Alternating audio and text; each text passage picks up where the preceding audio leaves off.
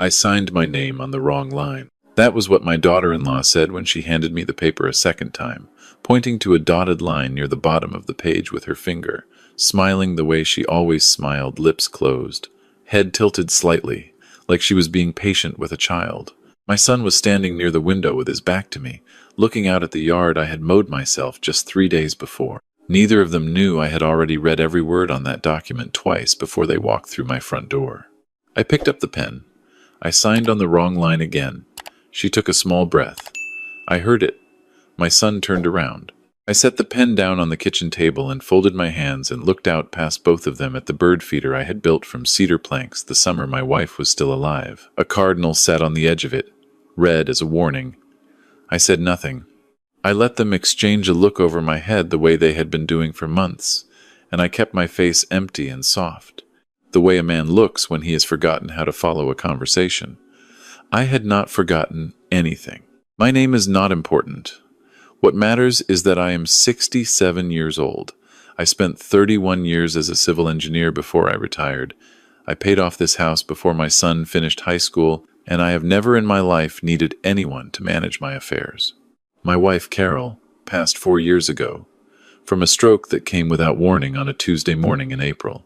After the funeral, after the flowers died and the casserole dishes were returned and the sympathy cards stopped coming, I learned how to live alone. It took time, but I learned. My son moved back to this state about 2 years ago. He had been living in Phoenix with his wife, my daughter-in-law, and they had been, by his own account, doing well. He had a position at a logistics company. She did something in marketing she described differently every time I asked. Then one weekend they arrived at my door with 2 suitcases and a story about a company restructuring and an apartment lease. They had let expire just a little too early, and my son looked at me with the same eyes he had at 9 years old, when he had broken a lamp, throwing a baseball inside the house. And I said they could stay in the guest room until they got back on their feet. That was 22 months ago. In the first few months I told myself it was temporary. I cooked. I kept to my schedule. I let my daughter-in-law redecorate the guest room because she said it helped her feel settled, and I watched her carry my wife's spare quilt to the garage without asking, and I said nothing. My son paid no rent because he said they were saving to put a deposit on a new place. I did not press. He was my son. By month 6, my daughter-in-law had begun referring to the house as our place in conversations I was not supposed to overhear.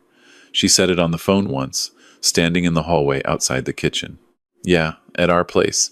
It's got a big backyard, 2.5 baths. I stood at the stove and stirred my coffee and let it pass. By month 9, my son had added himself as an authorized user on one of my credit cards. He said it was easier for errands. He did not ask. He mentioned it after the fact, casual, the way you mentioned changing a light bulb.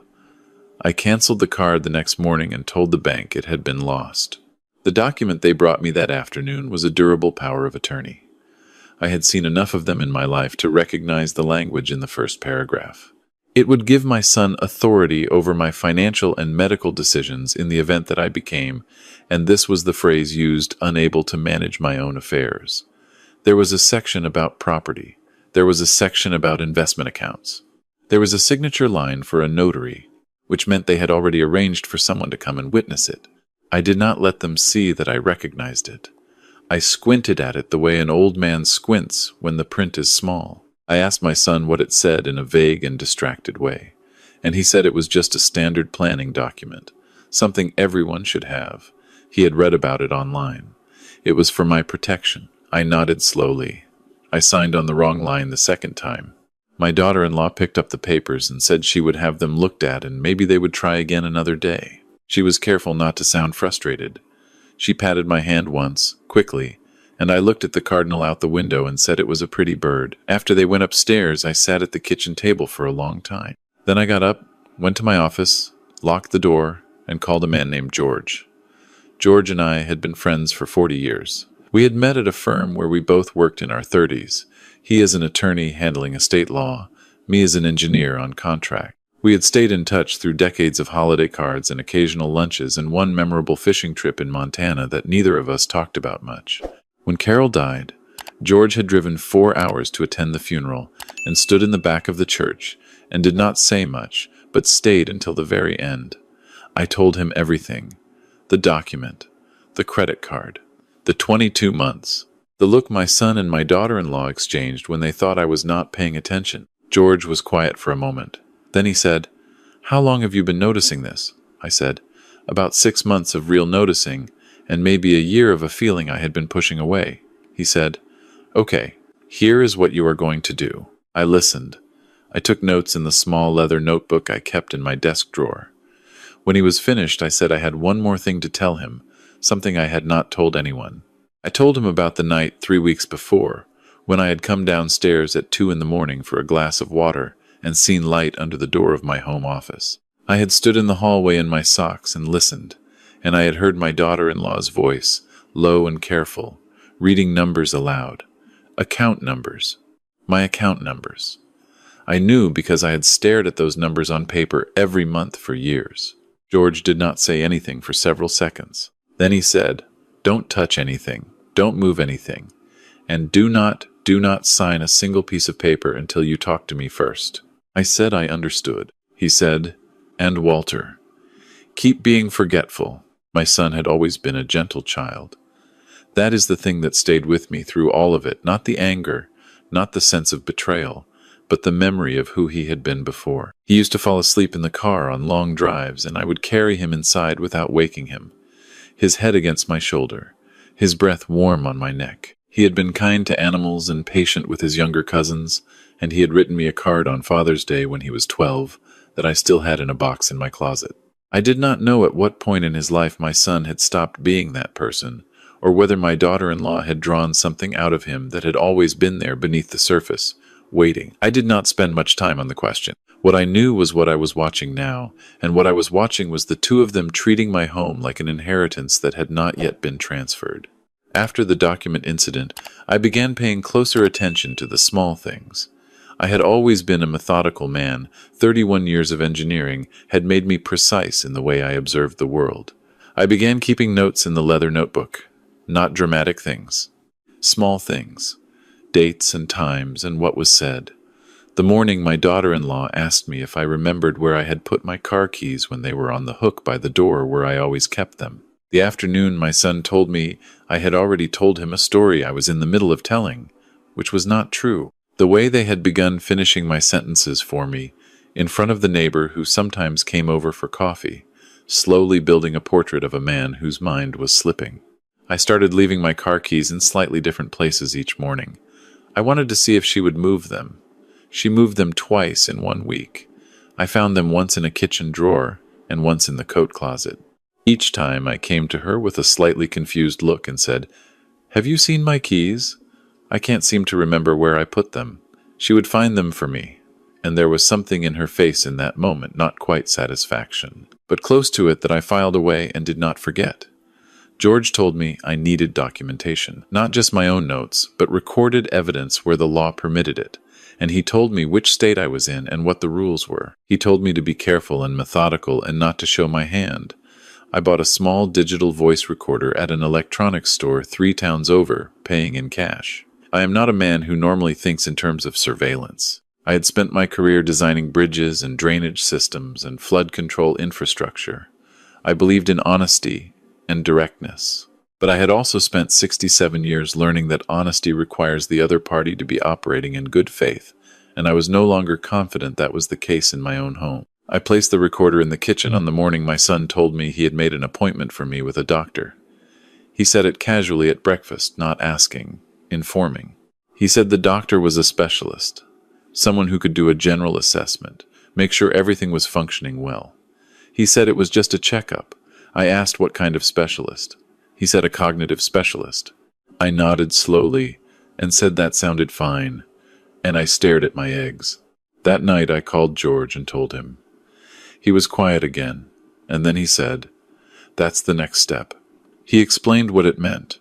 If a doctor, the right kind of doctor, one who had been spoken to in advance, one who was perhaps willing to write a certain kind of report, found that I showed signs of cognitive decline, that report could be used to support a petition for guardianship. It would no longer be a voluntary power of attorney.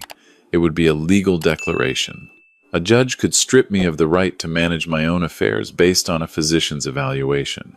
I sat in my office with the door locked and thought about that for a long time. George told me what to do. I wrote it down. The appointment was on a Wednesday. My son drove me.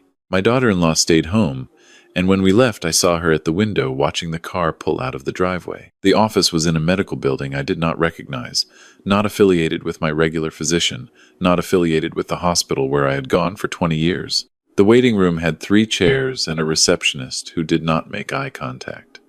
The doctor was a small man with very clean hands and a way of speaking that reminded me of a man reading from a script. He asked me to count backward from 100 by 7s.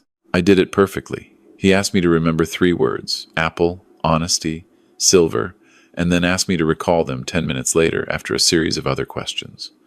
I recalled all 3. He asked me to draw a clock set to 10 past 11. I drew it correctly. He did not seem pleased. He asked me to describe my daily routine, and I described it in detail, including the names of the 2 books I was currently reading, the time I woke up, the medications I took, and their dosages. He wrote things on his notepad. After 40 minutes, he said he would send his report to my son, and I thanked him and shook his clean hand. In the car on the way home, my son said, "How do you feel? Do you feel okay?" I said I felt a little tired and looked out the window. 2 days later, George told me he had looked up the doctor's medical license. It was current. But the doctor's name appeared in a lawsuit from 4 years prior, a civil case involving a nursing facility in which the doctor had provided evaluations used to establish guardianship over several patients who later contested the findings. The case had been settled out of court. George had the case number. He had a friend who had pulled the documents. I went to the cabinet in the kitchen, where I kept a bottle of bourbon I had been given as a retirement gift and had never opened, and I poured 2 fingers and sat at the table and drank it slowly. Then I put the glass in the sink and went back to work. I want to be honest about something. There were moments during those weeks when I questioned myself. Not my sanity, I was never confused about that, but my judgment about my son.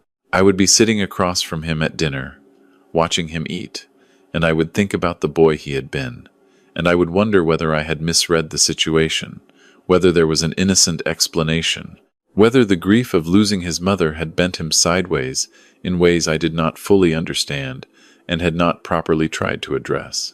Then I would think about my wife's quilt in the garage. I would think about the account numbers read aloud in the dark. I would think about the doctor with the clean hands, and I would pick up my fork and eat my dinner and keep my face soft. My daughter-in-law began making comments about the stairs. She said she worried about me on the stairs, that older men had falls, that it might be worth thinking about whether this house was the right configuration for my current situation. She said the phrase "current situation" twice in 1 week. I wrote it down. She also began taking an interest in the painting in the dining room, a landscape Carol had bought at an art fair in Vermont the year we got married. She asked once whether it was valuable, keeping her voice light and curious, and I said I had no idea. It had just been something my wife had liked. She nodded and looked at it a moment longer than necessary. I knew the painting. I had seen it every day for 40 years. I could close my eyes and see every brushstroke. The fact that someone was now looking at it as an asset to be assessed made me feel something I did not have a name for. Not anger exactly, something colder and quieter. The recorder in the kitchen caught 2 significant conversations. The first was a Sunday morning when I had told them I was going to walk to the end of the block and back, which I did for my circulation, and I came back early because the weather turned and let myself in quietly through the side door. My son and daughter-in-law were in the kitchen.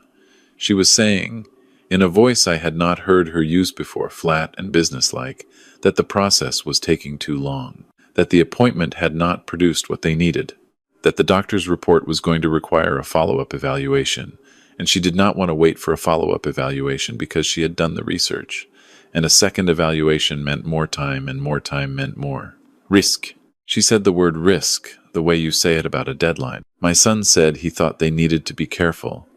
She said they had been careful for almost 2 years, and careful was not getting them anywhere. He said he did not want to do anything that could come back on them. She said, in a voice that was very quiet and very clear, that if they waited much longer, the estate would have to go through probate, and probate meant lawyers and courts and delays and scrutiny, and that was the one thing they could not afford given the situation with the financing.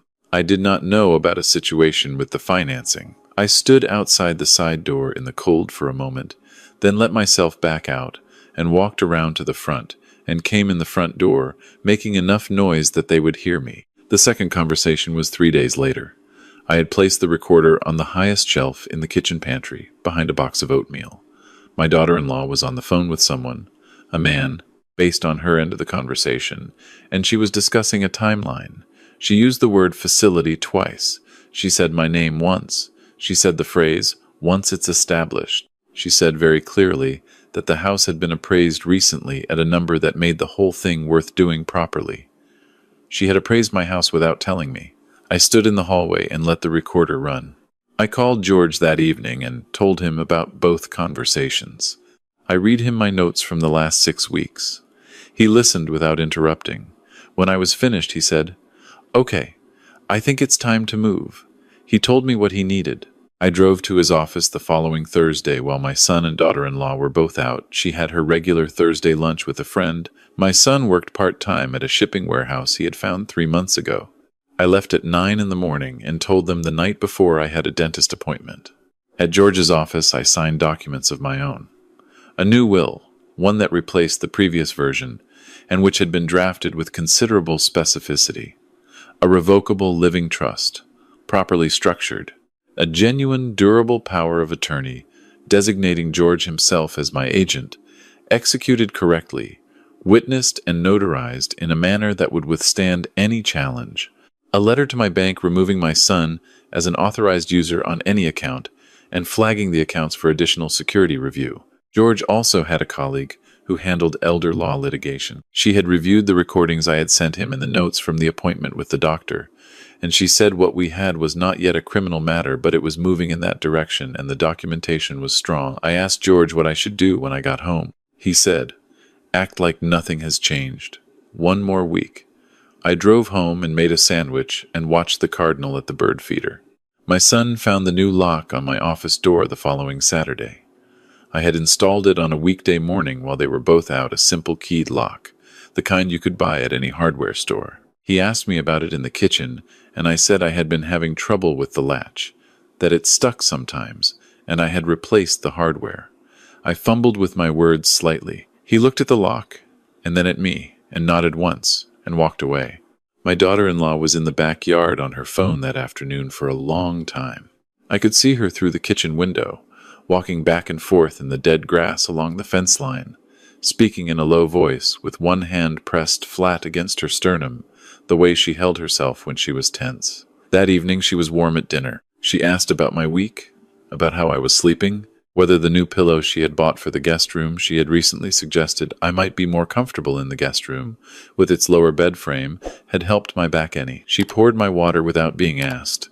She laughed at something my son said. She was performing comfort, and I let her perform it and said my back was feeling a little better. Thank you. I washed my own dishes and went to bed and lay in the dark with my eyes open for a while, thinking about Carol. I thought about the summer we drove to Maine with my son when he was 7, and how he had collected so many rocks from the beach that Carol's tote bag had torn at the strap, and we had stood in a parking lot in the rain holding the torn strap and laughing until we couldn't breathe. I thought about who that boy had been.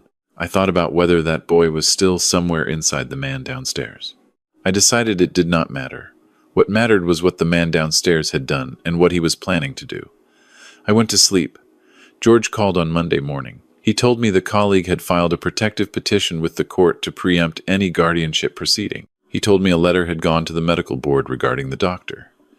He told me a certified letter had been sent to my home address, and that I would need to be present to receive it, and I should be careful not to let my son or daughter-in-law receive it on my behalf. I made sure to be near the door on Tuesday when the postal carrier came. My daughter-in-law was in the kitchen when I signed for the letter. She asked what it was. I looked at the envelope and said it looked like something from my insurance company. I was always getting things from them. She paused just a half second too long and then went back to her coffee. I took the envelope to my office and locked the door. It was a copy of the protective petition filing, and there was a second envelope from George's office with a cover letter and a document I was supposed to read and keep. I read it twice. Then I sat quietly for a moment.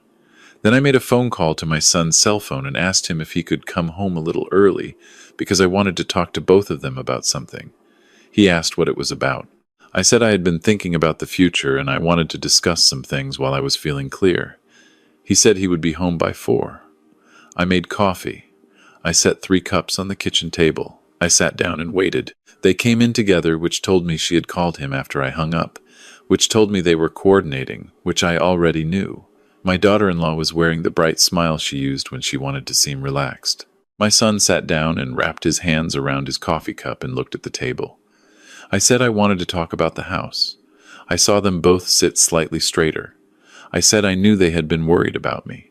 I said I appreciated that they cared.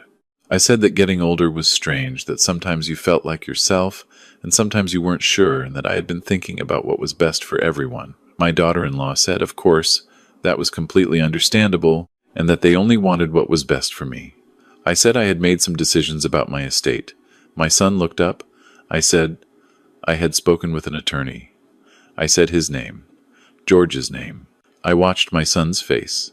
I said I had updated my will and established a trust, and that the details were all in order, and that the attorney had a full copy of everything and would be managing my affairs going forward as my designated agent. My daughter-in-law set her coffee cup down very carefully. I said I also wanted to let them know that I was aware of the appointment with the cognitive specialist, and that I had requested a copy of the doctor's report, and that my attorney was reviewing it, along with some other materials he had found regarding the doctor's history. My son said very quietly, "Dad." I said I wasn't finished. He stopped. I said I knew about the appraisal. I said I knew about the conversations in the kitchen. I said I knew about the account numbers, though I did not specify how I knew, and I watched her face lose its structure for just a moment before she reassembled it. I said I was not angry. I said that was true. I had spent 6 weeks being angry in private, so that I would not have to be angry here. What I felt now was something closer to tired and something closer to sad, and beneath both of those things, something I could only call resolve. I told them they had 2 weeks to find other arrangements. My son said, "We have nowhere to go." I said that was a problem he would need to solve. I said I had been solving my own problems my whole life.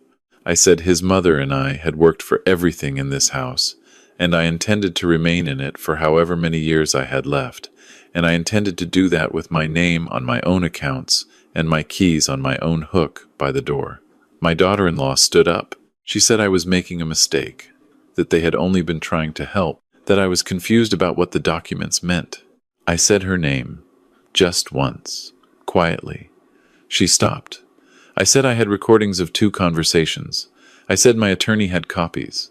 I said the recordings, combined with the medical board filing and the documentation my attorney had compiled, were enough to support a legal proceeding if one became necessary. I said I very much hoped one would not become necessary, because legal proceedings were expensive and exhausting, and I was 67 years old, and I would rather spend my remaining energy on other things. But I said I was prepared. The kitchen was very quiet. My son was looking at the table. He would not look at me. His jaw was tight, and his shoulders were high, and he looked, in that moment, not like a man who had been caught, but like a boy who had done something he could not undo and knew it. I felt something move through me then that I did not expect, not forgiveness. I was not there yet, maybe I never would be, but something like grief. The grief of a door closing, the grief of understanding that some things, once done, leave marks that do not go away. My daughter-in-law picked up her purse from the chair and walked out of the kitchen without speaking. My son sat there for another few minutes without moving. Then he said very quietly, "I don't know how it got this far." I said I didn't either. He stood up. He did not look at me. He walked out of the kitchen and up the stairs, and I heard them moving around up there, the sound of drawers and footsteps and low voices I could not make out, and I sat at the kitchen table and drank my coffee, which had gone cold, and looked out the window at the bird feeder. They left 9 days later, not 2 weeks. My daughter-in-law's sister lived in a suburb about 40 minutes away and apparently had a room available. My son carried boxes to the car in 4 trips. I was in the garden the second time he came down the front steps, and we looked at each other across the driveway. He put the box in the trunk. He stood there for a moment. He said, "I'm sorry, Dad." I looked at him for a long time. He met my eyes for most of it. which took something from him, I could tell. I said, "I know." He nodded. He got in the car. My daughter-in-law did not come to say goodbye. I stood in the driveway until the car turned at the end of the block and was gone. Then I went inside. George's colleague filed the formal complaints with the medical board, and they were under investigation within the month. The doctor voluntarily surrendered his evaluation practice for elder patients pending review, which George said was as close to an admission as you usually got without a trial. There was a brief letter from my son's attorney, he had retained one, making some preliminary noises about contesting the new will on the grounds of undue influence from George. George responded with a summary of the recordings and the documentation, and the letter went away and did not come back. My son called me twice in the 3 months that followed. The first call was short and uncomfortable. He asked how I was. I said fine. He said he had gotten a better job, full-time, benefits. I said that was good. We talked about the weather for a moment, and then the call ended. The second call was longer. He said my daughter-in-law had moved out of her sister's place and was back in Phoenix. He said it in a flat voice that did not invite questions. I asked if he was all right. He said he was managing. He asked if he could come by sometime. I said I would think about it. I am still thinking about it. I do not know yet whether I will get to a place where I can sit across from my son in my own kitchen and drink coffee and have a normal conversation. I know that people are capable of terrible things out of desperation and fear, and the influence of someone who points their worst impulses in a particular direction. I know that I loved my son for a long time before any of this happened, and that love does not simply stop because it has been hurt. I also know that what he allowed to happen in my home, under my roof, was not a small thing. It was not a misunderstanding. It was a choice made again and again over the course of months. I think about Carol sometimes and what she would say. She was more forgiving than me by nature. She could hold anger and love at the same time without the two canceling each other out, which was a skill I always admired and never fully learned. I think she would tell me to be patient. I think she would tell me not to close a door I might want open later. I am trying to listen to her. It takes time. Last week I got the bird feeder down from its post and repainted it. The cedar had been weathering for 4 years, and it needed a coat of sealant. I sanded it in the garage on a cold morning with the radio on low, the grit of the sandpaper under my fingers, the smell of old wood and cut air. I took my time. There was no one to rush me. There was no one watching me from the window to catalog whether I seemed confused or uncertain or diminished in some way. It was just me and the wood, and the quiet of the garage. I finished it in the afternoon and let it dry overnight, and put it back on the post the following morning. The cardinal came back before noon. I watched it from the kitchen window for a while, just standing there with my coffee going warm in my hands. I am 67 years old. I paid off this house before my son finished high school. I know where my car keys are. I know the balance of every account I hold. I know the name of the medication I take each morning, and the name of the doctor who prescribed it, and the date of my last appointment, and the date of the next one. I know exactly who I am, and I have decided that is enough, more than enough, to build the rest of my life on. I set my coffee cup in the sink, and walked outside into the cold morning air, and I stood in my own yard, on my own ground, and I looked up at the sky for a long time. Then I went back inside and got to work.